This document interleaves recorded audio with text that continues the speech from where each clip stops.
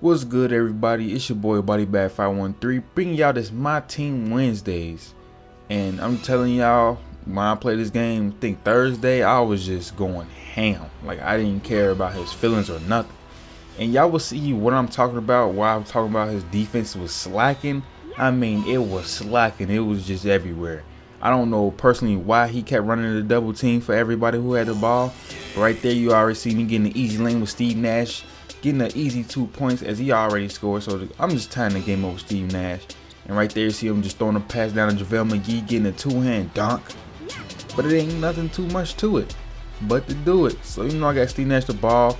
Look, his defense was nowhere. And right there I get the and one. Skip the free throw because you know I ended up missing. I ain't wasn't tripping, bro. I wasn't sure what kind of defensive scheme he was trying to run. But I guess he was trying to double team every ball handler. And knowing Steve Nash has an 8+ with ball handles, right there as I cheese the defense, forcing a turnover. This wasn't smart to do, and right there he finally stops me. But I end up resetting and giving back to Steve Nash, trying to do what I gotta do, pump fake and moving around. As I cross JaVale McGee, driving the lane, and it should have been an and one, but it still fell anyway. I didn't get no whistle, but it was all good. I mean, I was toasting this dude. It was times where I see he manned up with me. And it just wasn't enough, just for the simple fact that I believe that this was possibly a little kid or something. Right there, just getting away from the double team, cooking them up. Ray Allen kind of lost driving the lane, getting the layup. This was the point where I just decided that I'm going to just try to beat him with Steve Nash. Only just for the simple fact I had 12 to his 6. And right there getting a nice finesse layup. And that should have been an and one. And he was just getting pissed off. He was calling timeout, and he couldn't do nothing about it. As time was ticking, hit with the pump fake, throwing it up with the left hand, getting a bucket. And once I decided I was going to only score with Steve Nash, as I stepped back, crossover, pulling up for the jumper at the buzzer, getting it. And when they went to go review it, they said it counted. So you know I was all good. And now that I know I was going to only play with Steve Nash, I really was going to try to embarrass him. I was going to try to at least make somebody fall. I failed to do that. But it was all good because I still got him lost getting an easy lane. I'm talking about I could park a car in that lane. Like, that lane was just so big. It was ridiculous. And it was at times he was cooking me over JaVale McGee because that was like his only scorer at the time. But it was nothing too much. And for some reason he was trying to play like full court press. I moved around hitting with the sky hook. It was kind of low, but you know it still went in. I was just laughing at this guy the whole time, like as I was just beating him. Like, it was just too easy. That's pull up for the deep jumper like I was Kobe. Pulling up deep three like I was Kobe. Only Kobe do those type of things. Right there, he just got killed. Oh my goodness. Ray Allen, where was you at? Like, he was just totally lost. And right there, I'm just moving to my spot, shooting from the logo.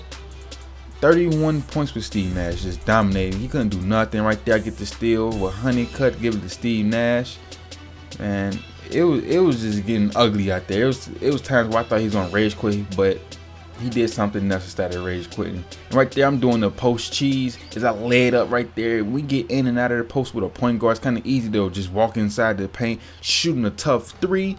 Really wasn't too tough because there was really nobody around me. But it was lightweight contested right there, shooting through Matt Bonner, missing. We getting the rebound, give it to Steve Nash. And right there's where it begins. He just kept intentionally fouling me, giving me free points. Instead of him rage quitting, he just decided he just had to keep fouling me, which is a coward way to do. But hey, it gave y'all this video right there. We contesting everything, getting the rebound. Soon I give it to Steve Nash. That's where it goes. There it goes right there. When they asked me, do I want to kick them and receive the win, or do I want to continue? You know I decided to continue. I ain't got 75 points yet. So it was times where I was just missing free throws. I was going for 1 for 2, or I go 2 for 2. Because Steve Nash free throws, I mean, it's not the easiest, but it's not the hardest. It was just times where I just slacked up, just missed, because you know the vibrations and the shakiness kind of get to you sometimes. Sometimes I should say. Right there, shooting a 3. Missing, getting the offensive rebound, giving it back to Steve Nash, but it ended up getting tipped and stolen. He passed it down court, shooting his 3, and getting the buckets with Ryan Anderson. Right after inbound, he still intentionally fouling me, sending me to the line, but you know I made those buckets. And it made the video short. I had to take out the free throws. Really was careless, but right there, bring the ball down court with Steve Nash, trying to sprint her against the 3-point line before he tried to intentionally foul me, and I sprayed Ryan Anderson with that 3. Going up by 30 points was so funny just for the simple fact that I'm beating him only with Steve Nash. Like, really? A point guard, then it's Steve Nash at that? I'm like, I'm not even dunking with him. I can see if he was Russell Westbrook, but this is Steve Nash for crying out loud. And right here is why I made a mistake. I tried to miss the free throw, and it ends up falling anyway. 2K be on that bull. But on the second free throw, I just held it all the way until he just released the ball, and right there he missed. We got the offensive rebound, but we didn't score. As he come down court shooting a 3, and he getting a bucket. It's all good, so I gave it to Steve Nash, and he steals the inbound ball after JaVale McGee gets the tip, and he gets the tough layup. It was nothing to it. I wasn't tripping, so I ended up on Steve Nash, knowing it's 2-on-3, but it really 1-on-2, and then I hit him with the spin, throwing up the tough layup, missing, getting the offensive rebound, going up the skyhook, and getting the bucket. And that's what you call big dog. I mean, he went up there, got his own offensive rebound, and threw it back up with the skyhook. And right there, I'm getting a hot belly myself out of that situation and getting a bucket. Now, if you ever let somebody dominate you like this, right there, I miss it, getting the offensive rebound with Honeycutt, giving back to Steve Nash, doing what I gotta do. But if you ever let somebody beat you like this with only one player, you garbage. Only LeBron, Kobe, KD should beat you like this, or Melo, not Steve Nash. Now, I'm not saying he's a everyday 2K player. I mean, he might be an everyday 2K player, but maybe he's not a very competitive 2K player. Maybe this was a kid or something, because this shouldn't have went down like this. I'm sorry to say, but I'm not trying to sound cocky, but it's true. If you know I'm only playing with one person right there, I'm trying to get the fadeaway, just missing off the corner.